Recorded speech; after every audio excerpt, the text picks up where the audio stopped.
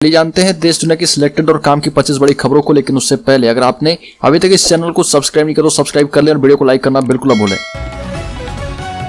तालिबान ने प्रतिबंधों के बीच किया पहला बड़ा सौदा, तेल निकालने का ठेका चीनी कंपनी को दिया गया। अफगानिस्तान में बीते साल लगभग 2 दशकों बाद कब्जा करने वाले तालिबान को परोक्ष समर्थन करने के पीछे चीन की मंशा दुनिया के सामने आने लगी है। तालिबान ने चीनी company Xinjiang central Asia petroleum and gas के साथ एक समझौता किया है। इसके तहत चीन की इस कंपनी को उत्तरी अफगानिस्तान के अमू दरिया बेसिन में तेल निकालने का ठेका मिल गया है। भारतीय सेना सिख सैनिकों के लिए अलग से खरीदेगी 12,730 बैलिस्टिक हेलमेट। भारतीय सेना फास्ट ट्रैक प्रक्रिया के माध्यम से आपातकालीन खरीद के तहत सिख सैनिकों के लिए अलग से 12,730 बैलिस्टिक हेलमेट खरीद रही है। बैलिस्टिक हेलमेट को ड्यूटी के दौरान सिख सैनिकों के लिए डिजाइन किया गया है। विशेष आकार में होने से सिख सैनिक इसे कपड़े के पटके यानी पगड़ी के ऊपर पहन पाएंगे। हेलमेट के खोल में चौतरफा बैलिस्टिक सुरक्षा प्रदान की गई है।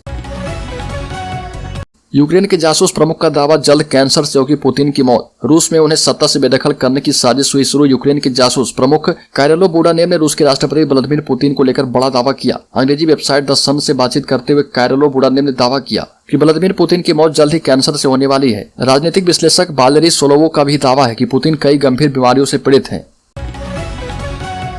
बॉम्बे हाईकोर्ट ने सड़क हादसे में कुत्ते की मौत को लेकर अहम फैसला सुनाया। हाईकोर्ट ने कहा कि कुत्ते बिल्ली इंसान नहीं है। कुत्ते या बिल्ली को उसके मालिक बहुत प्यार से पालते हैं, वो अपने परिवार का सदस्य भी मानते हैं, लेकिन विज्ञान के मुताबिक वो इंसान नहीं है। ऐसे में यदि लापरवाही से भी वाहन चलाने से कुत्ते की मौत हो जाती है तो संबंधित व्यक्ति पर FIR दर्ज नहीं होगी।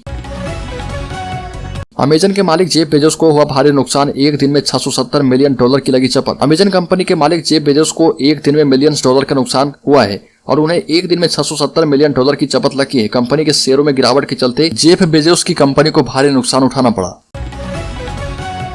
हल्द्वानी में रेलवे की जमीन पर बुलडोजर नहीं चलेगा। हल्द्वानी में रेलवे की जमीन से 50,000 लोगों को हटाए जाने के उत्तराखंड हाईकोर्ट के फैसले पर सुप्रीम कोर्ट ने रोक लगा दी है। सुप्रीम कोर्ट ने कहा कि इतने सारे लोग लंबे समय से वहां रह रहे, उनका पुनर्वास तो जरूरी है। 7 दिन में ये लोग जमीन कैसे खाली करेंगे। सुप्रीम कोर्ट ने उत्तराखंड हाईकोर्ट के आदेश पर रोक लगाते हुए कहा कि 50,000 लोगों को रातों रात उजाड़ नहीं सकते। उत्तराखंड के जोशीमठ में धंस रही जमीन, उत्तराखंड के चमोली जिले में जमीन और पहाड़ धंस रहे। जोशीमठ में भी इसका असर दिख रहा है। यहाँ 561 घरों में दरार आ गई। अब तक 66 परिवार पलायन कर चुके हैं। सुरक्षा के मद्देनजर 38 परिवारों को सुरक्षित स्थानों पर पहुंचाया गया है।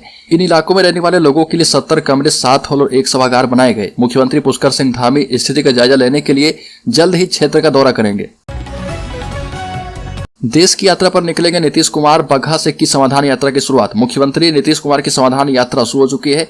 ठंड के बीच मुख्यमंत्री बगहा से दरुआबाड़ी गांव पहुंचे, सरकारी योजनाओं का हाल जाना। इस दौरान नीतीश कुमार ने कहा कि बजट सत्र के बाद मैं देश की यात्रा पर निकलूंगा। ये भी कहा कि पहले अपने राज्य का विकास देख रहे, यहाँ के सारे काम पूरे करेंगे, इसके बाद आगे बढ़ेंगे। भारत में खुलेंगे विदेशी यूनिवर्सिटीज के कैंपस। विदेशी यूनिवर्सिटीज के कैंपस को भारत में खोला जाएगा। भारत में कैंपस स्थापित करने के लिए यूनिवर्सिटी ग्रांट्स कमीशन UGC की मंजूरी की जरूरत होगी। UGC चीफ ने जानकारी दी कि जिन विदेशी यूनिवर्सिटीज के देश में कैंपस होंगे वो फिजिकल मोड में फुल टाइम प्रोग्राम की पढ़ाई करवाएंगे। समेत शिखर पर नहीं होगा इको टूरिज्म एक्टिविटी। केंद्र सरकार ने जैन समुदाय की मांग मान ली है। फैसला अब झारखंड सरकार के पाले में। झारखंड के पारसनाथ स्थित जैन तीर्थस्थल समेत शिखर पर पर्यटन और इको टूरिज्म एक्टिविटी पर रोक लगा दी गई। केंद्र सरकार ने 3 साल पहले जारी अपना आदेश वापस ले लिया। केंद्रीय पर्यावरण मंत्रालय की ओर से जारी नोटिफिकेशन में सभी पर्यटन और इको टूरिज्म एक्टिविटी पर रोक लगाने के निर्देश दिए गए।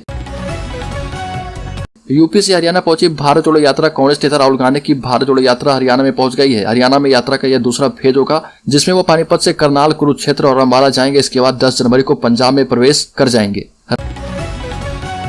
राम मंदिर तैयार होने की तारीख आ गई। अमित शाह ने कहा, राहुल गांधी सुन लें, 1 जनवरी 2024 को बन जाएगा रामलला का मंदिर।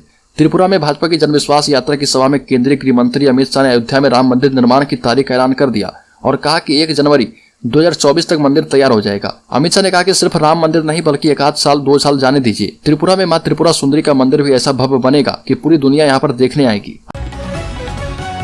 अमेरिकी जेलों में 20,000 भारतीय कैदी अवैध रूप से बंद है। अमेरिका की जेलों में 20,000 से ज्यादा भारतीय अवैध रूप से बंद है। इन जेलों में गैर दस्तावेजी बंदियों से जबरन मजदूरी करवाई जाती है और इसके जरिए जेल मोटी कमाई करती है, लेकिन इन्हें ना के बराबर भुगतान करती है। मजदूरी करने से मना करने वाले कैदियों को अंधेरी कोठरी में बंद कर दिया जाता है। एक मानवाधिकार जांच में खुलासा हुआ कि अमेरिकी जेल उद्योग बन चुकी है और कैदियों से काम कराकर हर साल $11 बिलियन यानी 91,000 करोड़ रुपए अमेरिका कमाता है। लश्कर के प्रॉक्सी संगठन TRF पर लगा बैन। जम्मू कश्मीर में टारगेट किलिंग की कई घटनाओं में शामिल। केंद्र सरकार ने लश्कर ए तैयबा के प्रॉक्सी संगठन द रेजिस्टेंट फ्रंट को आतंकी संगठन घोषित कर बैन भी लगा दिया और यह संगठन जम्मू कश्मीर में कई टारगेट किलिंग में शामिल रहा। गृह मंत्रालय ने देर रात टीआरएफ पर प्रतिबंध लगाने का नोटिफिकेशन जारी कर दिया। गृह मंत्रालय ने टीआरएफ के कमांडर शेख सज्जाद गुल और लश्कर कमांडर मोहम्मद अमीन उर्फ अबू खुबैब को आतंकी घोषित कर दिया। देश दुनिया में कोरोना का खतरा। देश में ओमिक्रॉन सब वेरिएंट के 11 नए केस मिले। चीन में कोरोना के बढ़ते मामले के साथ ही भारत, पाकिस्तान और अमेरिका जैसे देशों में भी संक्रमण फैलने का खतरा मंडराने लगा है।